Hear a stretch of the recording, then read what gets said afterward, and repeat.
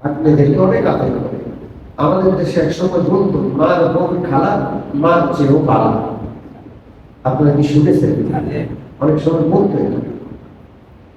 অনেক সময় খালা ফুফুরা অনেক আদর করে।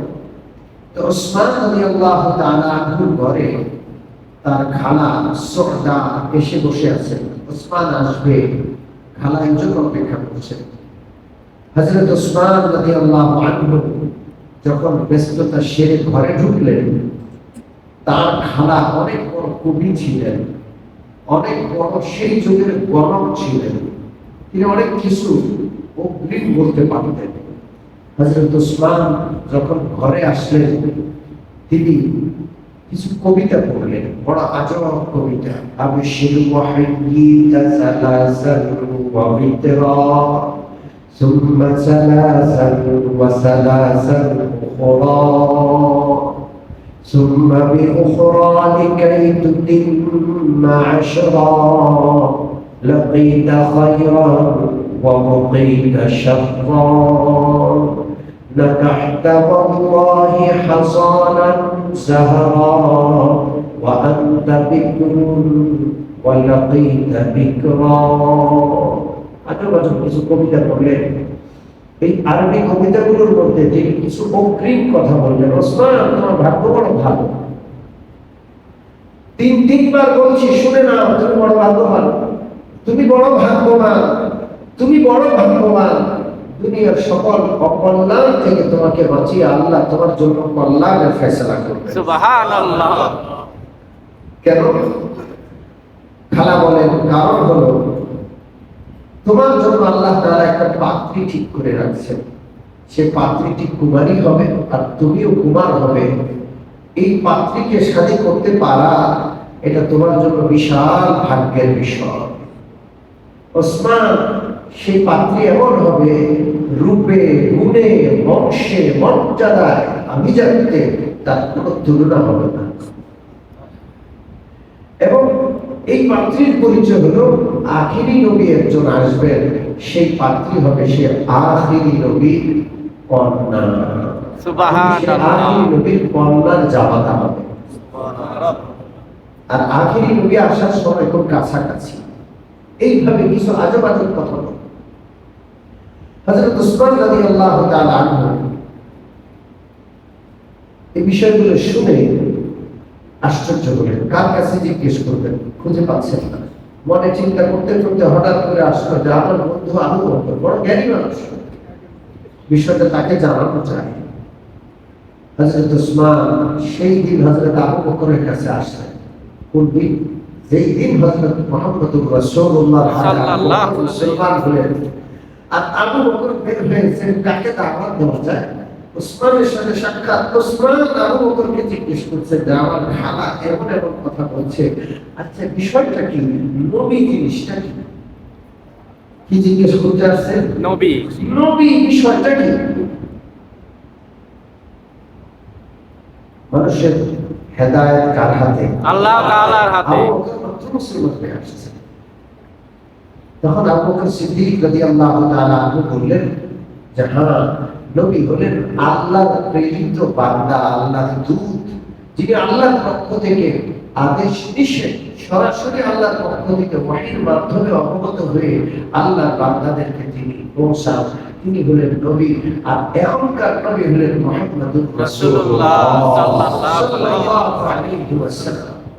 এই তার দাওয়াত, তিনি একত্ববাদের দাওয়াত দেন। লা মানা উজ্জা সহ যত মূর্তি ভাস্কর্য, যত গায়রুল্লাহর ইবাদত আছে সব এখন থেকে কয়জনের ইবাদত করতে হবে।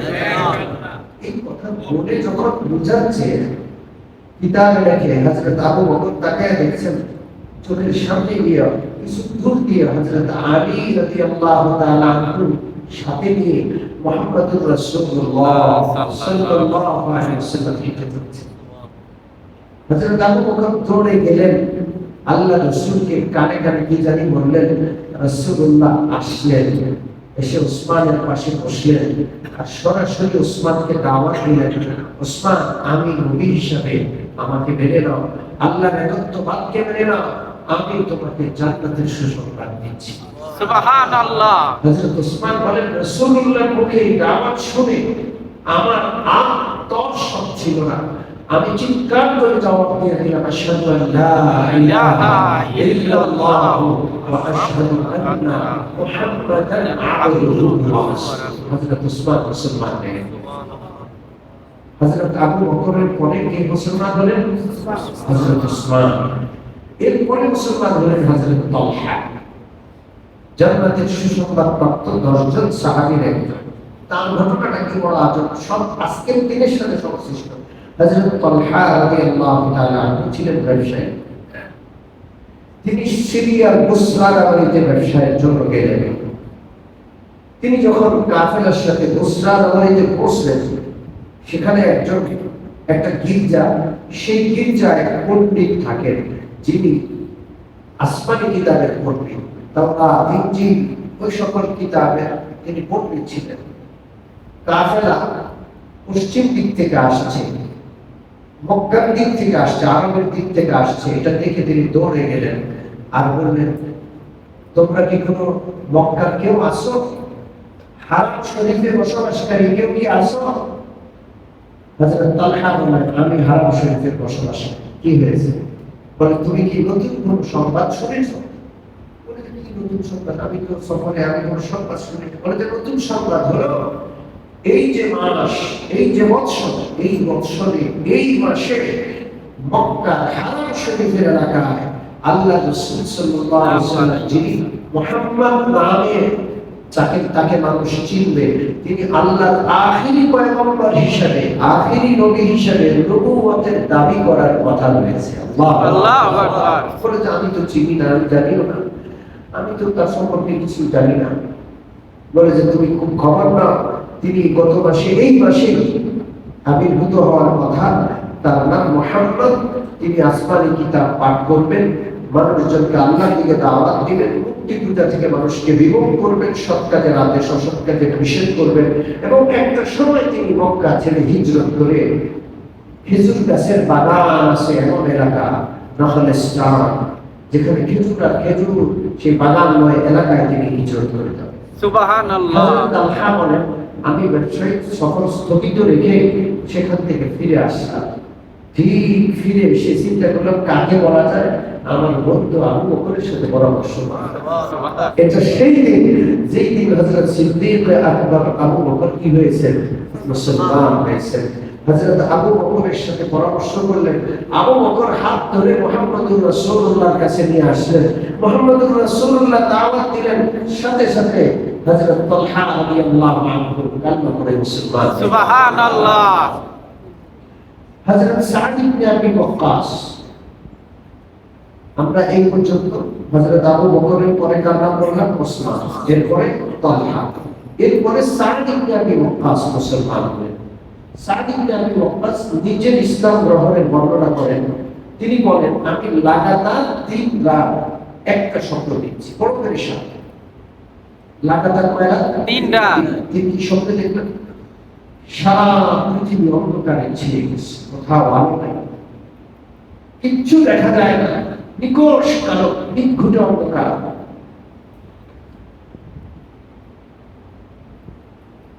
হযরত সাদ বলেন, হঠাৎ করে আমি তাকিয়ে দেখলাম চাঁদের আলোর মতো, 14 তারিখের পূর্ণিমা রাতে চাঁদের আলোর মতো একটা আলো দূর থেকে দেখা যায়। এটা আস্তে আস্তে উদ্ভাসিত হচ্ছে, কাছে আসছে। আমি ওর কাছে যাচ্ছি, যেহেতু চতুর্দিকে অন্ধকার, আলো দেখলে আলোর কাছে মানুষ এগিয়ে যায়। আমি একটু আগে গেলাম, কাছে আসলাম, দেখলাম মুহাম্মদুর রাসূলুল্লাহ সাল্লাল্লাহু আলাইহি ওয়াসাল্লামকে দেখা যাচ্ছে। পাশে হযরত যায়েদ ইবনে হারিসা আছেন, হযরত আলী ইবনে আবি তালিব রাদিয়াল্লাহু তাআলা আনহু আছেন, হযরত আবু বকর আছেন। এই 4 জন রাসূলুল্লাহ সাল্লাল্লাহু আলাইহি ওয়াসাল্লামের সাথে রয়েছেন। 1 রাত, 2 রাত, 3য় রাত। এটা দেখার পরে এই পর্যন্ত কাউকে বলা হয়নি। তিনি আসলেন হযরত আবু বকরের কাছে, যে আমি সারা পৃথিবী অন্ধকার দেখলাম, আর আপনাকে আর এই 2-3 জনকে দেখলাম আপনারা আলোতে রয়েছেন, বিষয়টা কি? এমন কোনো বিষয় ঘটেছে কিনা আমাকে বলেন। হযরত আবু বকর বলেন, আমি তো তোমার অপেক্ষায় আছি, আসো। বিষয়টি একটা ঘটেছে, সেটা হলো সারা দুনিয়ার অন্ধকার ছোট্ট এই পৃথিবীতে আল্লাহ তাআলা নবুয়তি নূর দিয়ে মুহাম্মদুর রাসূলুল্লাহ সাল্লাল্লাহু আলাইহি ওয়াসাল্লামকে পাঠিয়েছেন। সুবহানাল্লাহ। হযরত সাদ ইবনে আবি ওয়াক্কাসকে হাত ধরে মুহাম্মদুর রাসূলুল্লাহ মজলিসে উপস্থিত করলেন। রাসূলুল্লাহ তার সামনে কালিমা পেশ করলেন, ঠিক কালিমা পড়ে মুসলমান হয়ে গেলেন। সুবহানাল্লাহ। সম্মানিত উপস্থিতি, পরের দিন আল্লাহ রাসূল আবু বকরকে নিয়ে হাঁটতে গেলেন। লোকালয় ছেড়ে মরুভূমির দিকে এগিয়ে গেলেন। সেখানে গিয়ে দেখলেন একজন বালক, কম বয়সী বালক বকরি চড়ায়, ভেড়া দুম্বা চড়ায়। জিজ্ঞেস করলেন, তোমার নাম কি? বলে, আমার নাম আব্দুল্লাহ। আল্লাহ রাসূল বললেন যে, তোমার কাছে কোনো দুধের বকরি আছে কিনা? আমাদের পিপাসা লাগছে, ক্ষুধা লাগছে, যদি দুধের বকরি থাকে আপনি একটু দুধ পান করুন। ছেলেটা বড় বুদ্ধিমান, সে বলে, আমি তো আমানতদার, আমার মালিকের বকরিতে দুধ থাকলে আমি সেই দুধটা আপনাকে দিতে পারি না। আমি তো মালিকের পক্ষ থেকে পাহারাদার, আমি তো রাখাল, আমি মালিক না। আল্লাহ রাসূল সাল্লাল্লাহু আলাইহি ওয়াসাল্লাম খুশি হলেন, হাসলেন, আবু বকরও হাসলেন।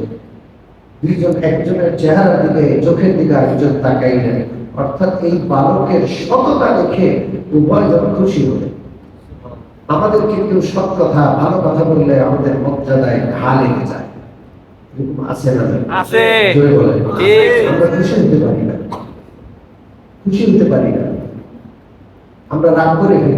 আমাকে নসিহত করার দরকার নেই, নামাজের কাতারে বসেও ধমক দেখবে, বেশি বুঝেন বলি কি বলি না? বলি। এরকম না হওয়া উচিত। মুহাম্মদুর রাসূলুল্লাহ খুশি হলেন, বালক অনেক সৎ। আবু বকর খুশি হলেন। আল্লাহ রাসূল বললেন, আচ্ছা, এমন কোন বকরি আছে কিনা যে বকরিতে দুধ নাই, বাচ্চা হয় নাই? যদি সেখান থেকে দুধ আসে, বালক হেসে বলে, সেখান থেকে দুধ আসবে কিভাবে? যেই ছোট বাচ্চা বকরি, যার বাচ্চা নাই, পেটে বাচ্চা নাই, নিজে বাচ্চা, তার দুধ আসবে কোথেকে? তো আল্লাহ রাসূল বললেন, তুমি একটা বাচ্চা বকরি দিয়ে আসো। তো ওই ছেলেটা বাচ্চা একটা বকরি নিয়ে আসে। আল্লাহ রাসূল সাল্লাল্লাহু আলাইহি ওয়াসাল্লাম বিসমিল্লাহ বলে ডান হাত দিয়া ওই ছোট বকরির বাচ্চার স্তনের মধ্যে একটু নাড়া দিলেন। বিসমিল্লাহ বলে নাড়া দিতেই দুধে এমন ভরে গেল যেন তার স্তনটা মাটিতে লেগে যাচ্ছে। সুবহানাল্লাহ। বালক তো থ হয়ে তাকিয়ে আছে যে কি ঘটছে এখানে। আল্লাহ রাসূল সাল্লাল্লাহু আলাইহি ওয়াসাল্লাম দুধ গ্রহণ করলেন। আল্লাহ রাসূল সর্বপ্রথম আবু বকরকে পান করালেন, এই বালককে পান করালেন, নিজে পান করলেন। এরপরে ওই বকরির দুধের মধ্যে, স্তনের মধ্যে হাত রেখে বললেন, আপনিস, যেমন ছিল তেমন হয়ে যাও। সাথে সাথে আমার বকরির স্তনটা একবারে স্বাভাবিক হয়ে আগের মতো ছোট বাচ্চার মতো হয়ে গেল। সুবহানাল্লাহ। ওই বালক তো সব দেখে আশ্চর্য, জিজ্ঞেস করছে, আপনি কে? আল্লাহ রাসূল বললেন, আমি হইলাম মুহাম্মদুর রাসূলুল্লাহ সাল্লাল্লাহু। আমি শুধু মুহাম্মদ নাম আমার, কিন্তু আমি রাসূলুল্লাহ, আল্লাহর পক্ষ থেকে প্রেরিত শেষ যুগের রাসূল। আমি মানুষকে আল্লাহর একত্ববাদের দাওয়াত দেই। কিসের দাওয়াত দেই? আল্লাহর একত্ববাদের দাওয়াত দেই। এবং আমি রাসূল, আমাকে রাসূল হিসেবে মানার দাওয়াত দেই এবং পরকালের দাওয়াত দেই। এই বালক আল্লাহ রাসূলের হাতে হাত দিয়ে তৎক্ষণাৎ সেখানে কালিমা পড়ে মুসলমান হয়ে গেল। সুবহানাল্লাহ। এই বালকের নাম হলো আব্দুল্লাহ ইবনে মাসউদ। কি নাম? আব্দুল্লাহ ইবনে। জোরে বলেন, কি নাম? আব্দুল্লাহ ইবনে মাসউদ রাদিয়াল্লাহু তাআলা আনহু। তিনি আল্লাহ রাসূলকে বললেন, ইয়া রাসূলুল্লাহ, আমাকে আপনি শিখান আল্লাহ রাসূল বললেন, আনতা গোলামুন মুআল্লামুন, তুমি শিক্ষিত যুবক। তুমি কি যুবক? শিক্ষিত যুবক। হযরত আব্দুল্লাহ ইবনে মাসউদ রাদিয়াল্লাহু তাআলা এত পরিমাণ শিক্ষিত ছিলেন, এখন পর্যন্ত 1400-1450 বছর পরেও সারা দুনিয়ার মানুষ তার কাছে ঋণী, তার ইলমের কাছে ঋণী, তার জ্ঞানের কাছে ঋণী। আল্লাহু আকবার। সম্মানিত উপস্থিতি, এইভাবে আল্লাহ রাসূল সাল্লাল্লাহু আলাইহি ওয়াসাল্লাম একে একে মানুষকে দাওয়াত দিচ্ছেন। এই দাওয়াতটা চলছে গোপনে, প্রকাশ্যে নয়। কিভাবে? গোপনে। জোরে বলেন। এইদেরকে আল্লাহ রাসূল দাওয়াত দিতেন, কালমা পড়ার পরে নামাজের নির্দেশনা দিতেন এবং তারা গোপনে নামাজ আদায় করতেন। পাহাড়ে, ঘরের ভিতরে, বিভিন্ন জায়গায় গোপনে নামাজ আদায় করতেন। একদিন আবু তালেব তার সন্তান জাফরকে নিয়ে হেঁটে যাচ্ছেন। তাকায় দেখলেন মুহাম্মদুর রাসূলুল্লাহ সাল্লাল্লাহু আলাইহি ওয়াসাল্লাম আলী সহ গোপনে এক জায়গায় নামাজ আদায় করছেন। 1 বছর হয়ে গেছে, তিনি দেখেন নাই এর আগে নামাজ পড়তেন। তাকায় দেখলেন মুহাম্মদুর রাসূলুল্লাহ রুকু করছেন, সিজদা করছেন। আবু তালেব মুগ্ধ হয়ে তাকিয়ে রইলেন। নামাজ শেষ করার পরে এসে জিজ্ঞেস করলেন, ভাতিজাকে কি করলাম? বুঝলাম না। আল্লাহ রাসূল বললেন, আমার চাচা, এটা আমি আল্লাহর জন্য ইবাদত নিবেদন করলাম, নামাজ আদায় করলাম, আমি রুকু করলাম, সিজদা করলাম। আমার সবচেয়ে সম্মানিত অঙ্গ, আমার কপালটা আমার আল্লাহর কুদরতি কদমে আমি মাটিতে লাগালাম, ধুলায় ধূসরিত করলাম। এমন ভাবে নামাজের বর্ণনা দিলেন যে আবু তালেবের অন্তরাত্মা কেঁপে উঠল। আল্লাহ রাসূল বললেন, চাচা, এই ধর্মটা কেমন? বলে যে খুব ভালো, খুব ভালো। আলী, তুমি কিন্তু ওনার সাথে থাকবা। হ্যাঁ, আর নিজের ছেলে যেটা জাফর সাথে আছে, জাফর, তুমি কিন্তু তোমার চাচাতো ভাইয়ের পাশে থাকবে। আর শুনে রাখো, আমি তো বুড়া হয়ে গেছি, বাপ দাদার ধর্ম কি করতে পারবো না, থাকতে পারবো না, কিন্তু তোমার পাশে আমি সহযোগী হিসাবে চিরকাল থাকবো। সুবহানাল্লাহ। বাবার কথা শুনে হযরত জাফর বাবার সাথে আর গেলেন না, রয়ে গেলেন এবং জিজ্ঞেস করলেন, ইয়া রাসূলুল্লাহ, এই যে নামাজ পড়লেন, এটা করতে হলে আমাকে কি করতে হবে? আমার খুব ভালো লাগছে। আল্লাহ রাসূল তাকে কালমা পড়ালেন এবং নামাজ শিখাইলেন। হযরত জাফর তখনই মুসলমান হলেন। সুবহানাল্লাহ। এইভাবে ইসলামের দাওয়াত ধীরে ধীরে ধীরে ধীরে গোপনে ছড়িয়ে পড়ল। সাহায্য করলেন কে? আল্লাহ তাআলা। সম্মানিত উপস্থিতি, ইনশাআল্লাহ আমরা বাকি আলোচনা ধারাবাহিকভাবে করতেই থাকবো ইনশাআল্লাহ। তবে আগামী সপ্তাহ থেকে কয়েক সপ্তাহের জন্য আলোচনা স্থগিত থাকবে। আল্লাহ মেহেরবানিতে আমার হজের নিয়ত রয়েছে আগামী শুক্রবার সকাল 8টা 15 বিমান বাংলাদেশ এয়ারলাইন্সে হজের ফ্লাইট রয়েছে। তো হজের যে সফর, সেটা প্রায় 38-40 দিনের সফর হবে। এই সফর চলাকালীন যে শনিবারগুলো থাকবে, সেগুলোতে সিরাত মাহফিল করার সুযোগ নাই, সেই হিসাবে স্থগিত থাকবে। আল্লাহ যদি আবার ফিরিয়ে আনেন, সুস্থ অবস্থায় আপনাদের কাছে ফিরে আসি, হজের সফরের পরে ইনশাআল্লাহ আবার সিরাত মাহফিল হবে। সেই পর্যন্ত আল্লাহ আমাদের সকলকে সুস্থ রাখেন, আল্লাহ আমাদেরকে ভালো রাখেন। আর আপনাদের কাছে, সকলের কাছে হজ্জে মবরুরের জন্য দোয়া চাই। আল্লাহ যেন সফরকে সহজ করে দেন, আল্লাহ যেন এই সফরে যে হজ হবে সেটাকে আল্লাহ কবুল করে নেন। আমিন। আলহামদুলিল্লাহ রাব্বিল আলামিন, والصلاة والسلام على سيد الأنبياء والمرسلين وعلى آله وأصحابه أجمعين. ربنا ظلمنا أنفسنا وإن لم تغفر لنا وترحمنا لنكونن من الخاسرين. ربنا آتنا في الدنيا حسنة وفي الآخرة حسنة وقنا عذاب النار. ربنا لا تزغ قلوبنا بعد إذ هديتنا وهب لنا من لدنك رحمة إنك أنت الوهاب رب ارحمهما كما ربياني صغيرا رب ارحمهما كما ربياني صغيرا رب ارحمهما كما ربياني صغيرا আপনার হাবিব মুহাম্মদুর রাসূলুল্লাহ সাল্লাল্লাহু আলাইহি ওয়াসাল্লামের বরকতময় জীবনী পবিত্র সিরাতুন নবী মাহফিল শোনার পর আপনার শাহী দরবারে দোকানে হাত তুলেছি মানে গুনাহ ছাড়া আমাদের ভান্ডারে আর কিছু নাই মেহেরবানি করে আমাদের গুনাহ খাতার দিকে না তাকাইয়া আপনার প্রিয় নবীর পবিত্র জীবনী আলোচনামূলক অনুষ্ঠান সিরাতুন নবী মাহফিলের রসিলা আমাদের সারা জীবনের সব গুনাহগাতা মাফ করে দেন জীবনে তো অন্যায় করেছি অপরাধ করেছি গুনাহ করেছি খাঁটি মনে লজ্জিত হয়ে তওবা করছি আয় আল্লাহ আমাদের গুনাহ মাফ করে দেন আমাদের তওবাকে কবুল ও মঞ্জুর করে নেন আয় আল্লাহ এই সিরাত মাহফিলকে আপনি কবুল ও মঞ্জুর করে নেন এই পবিত্র সিরাত ওসিলা করে পুরা 13 নম্বর সেক্টরবাসীর উপর রহমত নাযিল করুন আয় আল্লাহ